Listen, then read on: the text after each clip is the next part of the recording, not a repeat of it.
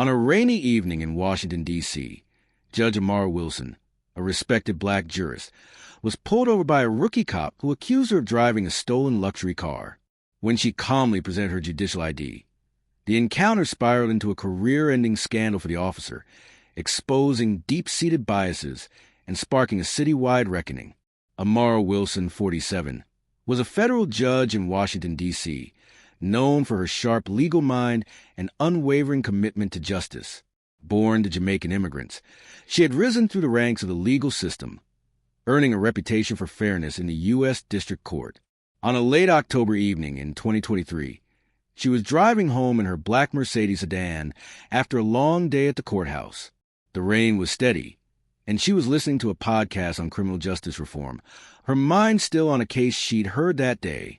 Around 9:30 p.m., as she navigated through Georgetown, blue lights flashed in her rearview mirror. Amara pulled over, assuming it was a routine stop. She lowered her window as Officer Daniel Pierce, a 28-year-old rookie with the Metropolitan Police Department, approached. Pierce had been on the force for just 18 months, known among colleagues for his eagerness to prove himself, but also for occasional lapses in judgment. "Ma'am, step out of the vehicle," Pierce said, his tone sharp. "This car has been reported stolen." Amara, maintaining her composure, replied, "Officer, there must be a mistake. This is my car.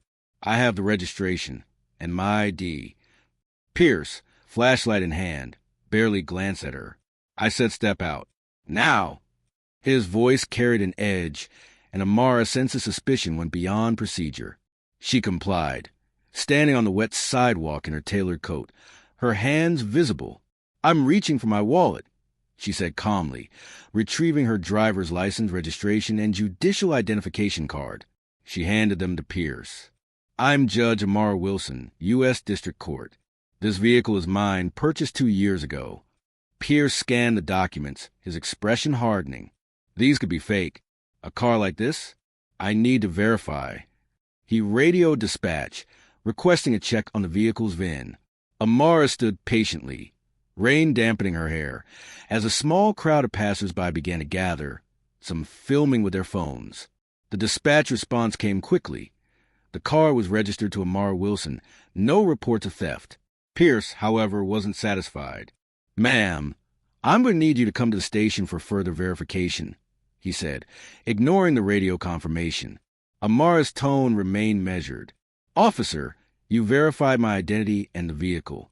What is the basis for detaining me further?" Pierce's face tightened. "Don't question my authority. You're coming with me." He reached for his cuffs, a move that sent murmurs through the growing crowd. Amara, drawing on her courtroom experience, activated her phone's voice recorder. "Officer Pierce, badge number 4729. You are detaining me without cause after confirming my vehicle is not stolen. I'm recording this interaction for the record. State your justification." Pierce froze, caught off guard.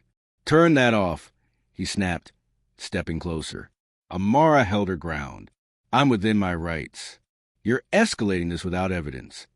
A second officer, Sergeant Maria Lopez, arrived as backup. She overheard the exchange and checked Pierce's radio log. "Dan, the car's clear," Lopez said, her voice firm. "Let her go." Pierce hesitated, then muttered, "This isn't over," before returning Amara's documents. She drove off, her recorder still running. That night, she filed a formal complaint with the police department's Office of Police Complaints, attaching the audio and a detailed account. The next morning, one of the bystander videos hit social media, showing Pierce's aggressive tone and Amara's calm response. The hashtag Judge Wilson went viral, with thousands condemning Pierce's actions as racially motivated. Local news outlets picked up the story, interviewing civil rights advocates who pointed to a pattern of discriminatory policing. The police department launched an internal investigation.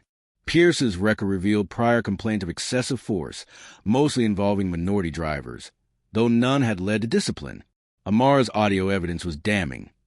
Pierce's refusal to accept the dispatch confirmation and his insistence on detaining her suggested bias.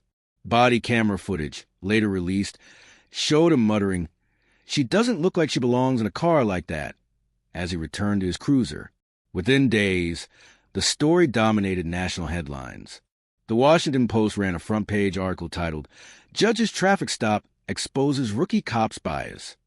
Protests erupted outside the police headquarters, demanding Pierce's termination and broader reforms. Community leaders met with the mayor, who promised accountability. Pierce was suspended without pay pending the investigation's outcome. The department's review board found him in violation of conduct policies, citing unwarranted escalation and failure to follow protocol. He was fired 2 weeks later, his career in law enforcement effectively over at 28. Amara, meanwhile, spoke at a press conference. "This wasn't about me alone," she said. "It's about countless others who face suspicion because of their skin color. We need systemic change."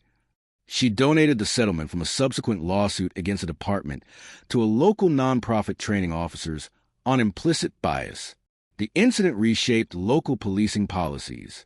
The Metropolitan Police Department mandated enhanced de-escalation training and stricter oversight of rookie officers. Pierce's termination sent a message to the force. Accountability was non-negotiable. For Amara, the ordeal strengthened her resolve to advocate for justice, both in her courtroom and beyond. Full script, approximately 5,000 words. Amara Wilson had spent her career navigating challenges with grace and precision. Born in Brooklyn to Jamaican parents, she excelled in school, earning a scholarship to Howard University's law school. Her appointment to the U.S. District Court at 42 made her one of the youngest federal judges in D.C., a milestone celebrated by her community, but met with skepticism by some colleagues who whispered about affirmative action. Amara ignored the noise, letting her rulings, meticulous, fair, and grounded in law, speak for her. On that October evening, she was exhausted but focused, driving home after a contentious hearing on a civil rights case. The podcast she listened to discussed racial profiling, a topic she'd studied extensively. When Officer Pierce's lights flashed behind her, she assumed it was a random check, perhaps a taillight issue. She pulled over promptly, her hands on the wheel, following the protocol she'd advised others to use during police encounters. Pierce's approach was abrupt. "Ma'am, this car is reported stolen." "Step out," he said, his flashlight blinding her momentarily. Amara, trained to stay calm under pressure, responded evenly. "Officer, I'm the owner. I have my documents right here." She reached for her wallet, moving slowly to avoid alarming him. Pierce's posture stiffened, his hand hovering near his holster. "I said step out," he repeated, ignoring her offer of paperwork. Amara complied, stepping onto the wet pavement, her judicial ID in hand alongside her license and registration. "I'm Judge Amara Wilson," she said, handing over the documents. "This is my vehicle. Please verify and let me know the issue." Pierce skimmed the IDs, his skepticism clear. "This doesn't add up," he said. "A judge driving this car? I'm running the VIN." He radioed dispatch, his tone clipped. Amara stood silently, aware of the growing crowd. A young woman across the street began filming, her phone capturing Pierce's aggressive demeanor. Dispatch confirmed the car belonged to Amara, with no theft reports. Pierce's face twitched, but he pressed on. "I'm not convinced. You're coming to the station." Amara's years on the bench had taught her to read people, and she sensed Pierce's actions weren't about procedure. She activated her phone's recorder, speaking clearly. "Officer Pierce, you confirm my vehicle is not stolen. On what grounds are you detaining me?" Pierce's eyes narrowed. "Turn that off," he snapped, stepping closer. Amara held her ground, her voice steady. "I'm exercising my rights. Please state your reason for this stop." Sergeant Lopez, arriving as backup, overheard the exchange. She checked Pierce's radio log and intervened. "Dan, the car's clean. Let her go." Pierce hesitated, his pride wounded, but handed back Amara's documents with muttered, "You're lucky." Amara drove home, her heart racing but her resolve firm. She spent the night drafting a complaint, attaching the audio file. By morning, the bystander's video had spread online, shared by activists and amplified by local influencers.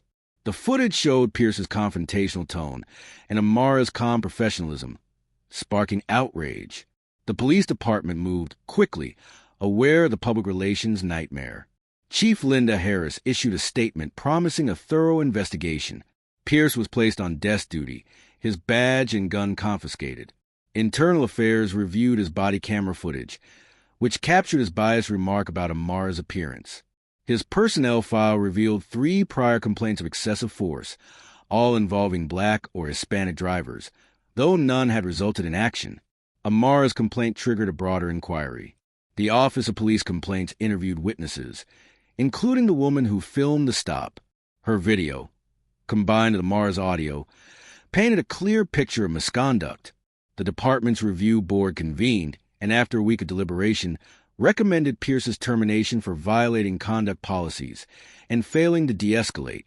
The story broke nationally on CNN, with legal analysts dissecting the incident as a case study in racial profiling. Protests outside the police headquarters drew hundreds, chanting for justice. Amara, initially reluctant to engage publicly, agreed to a press conference after meeting with community leaders.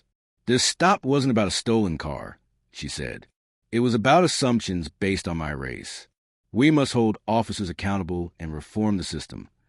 Pierce's firing was announced days later, a rare swift action